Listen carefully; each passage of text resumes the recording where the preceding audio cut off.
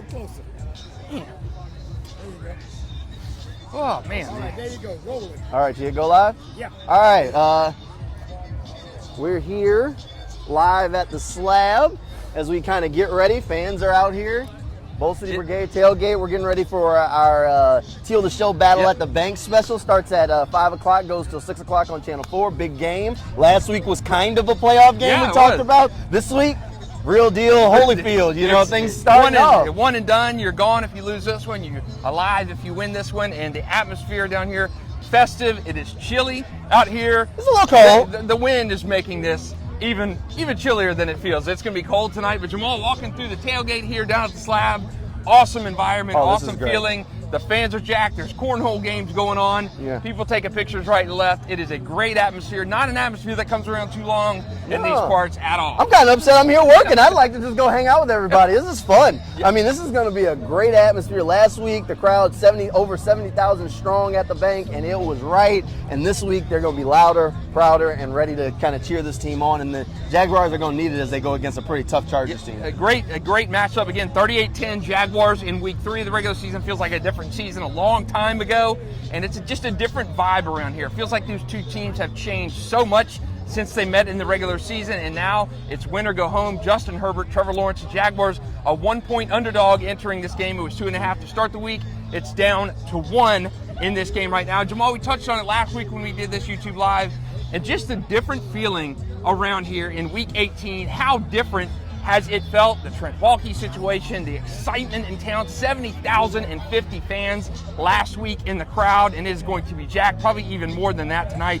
How much have things flipped from year to year? And you can see right there. It was always the Jags. Right. It was always the Jags. Look, the line, they may not be the favorites, but at this point, nobody's going to believe in this team. Besides the guys in the locker room. Nobody believed in them back in October. Nobody believed in them going into the season.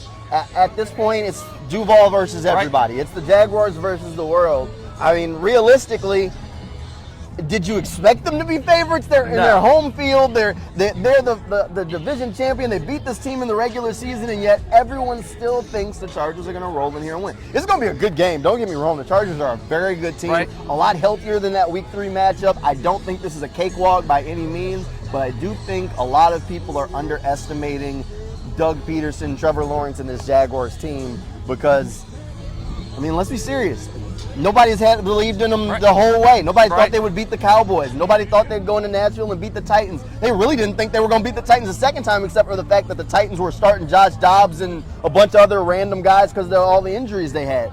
So realistically, it doesn't surprise me that no one believes in this team because that's par for the course. That's kind of the MO that the Jaguars have taken that vantage point this season, and it's us against the world. And Doug Peterson has talked about believing in this team. He saw after that Chiefs loss 27-17 is the biggest loss of the season at that point, heading into the bye week.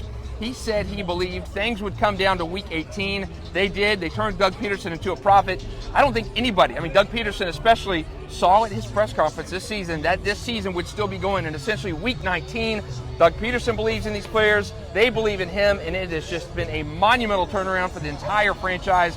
From Trent Baalke to Trevor Lawrence, 25 touchdowns, 8 interceptions this season for Trevor, 4,000-yard passer. He's got a 1,000-yard running back, a 1,000-yard receiver, and this place is jacked. The fans here love it.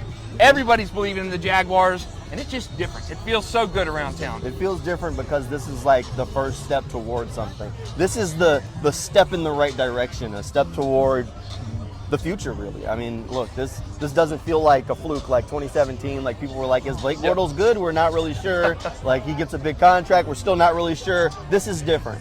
Trevor Lawrence is ascending. I mean, this Jaguars team is built around a lot of young players that aren't at their best yet, the expectation is. So this should be something that is built for the next 4 to 5 years to continue with success as long as they don't make any drastic mistakes. So this feels like the beginning, and these fans can kind of feel that. So this is a big game. I feel good about the Jaguars heading into this one. I know a lot of people don't.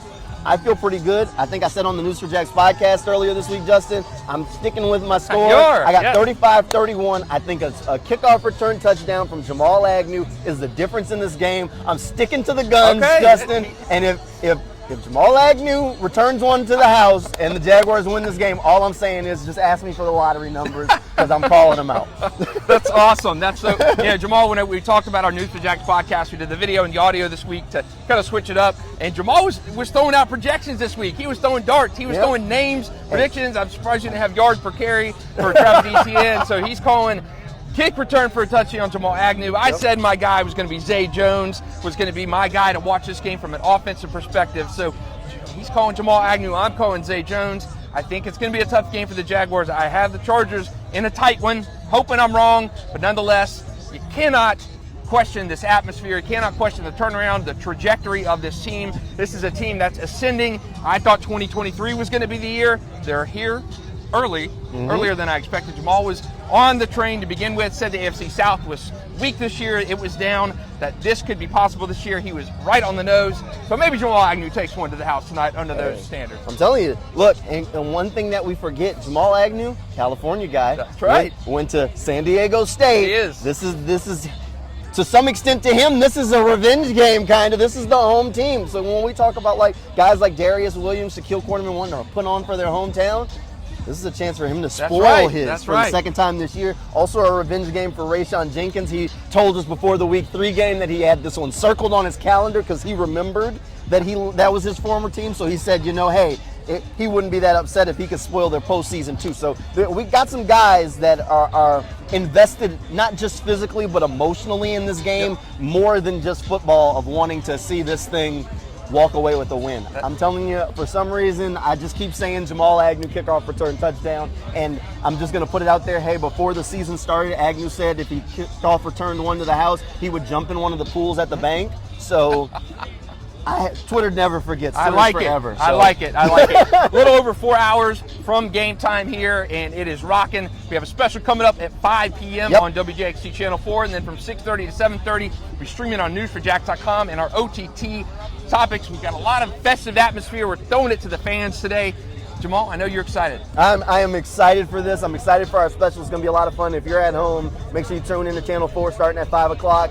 We'll go from 5 to 6 on Channel 4. When we're done, head over to newsforjacks.com, or if you have the News for Jacks Plus app, we're going from 6:30 to 7:30. You'll get to see all the tailgates. Tailgate with us. Have fun. We'll be handing out towels. We'll try and get some people to come talk Jags with us. It'll be a fun atmosphere. Make sure you tune in. Stream it online. We're excited about this. It's going to be a lot of fun, and make sure that you're ready for tonight's game. If you're going to the game, be loud. If you're at home, still be loud. They can hear you from your house. Trust me. All right. So we'll sign off for now, and then we'll check in with you once the game's over with. All right. See ya. Take care, guys.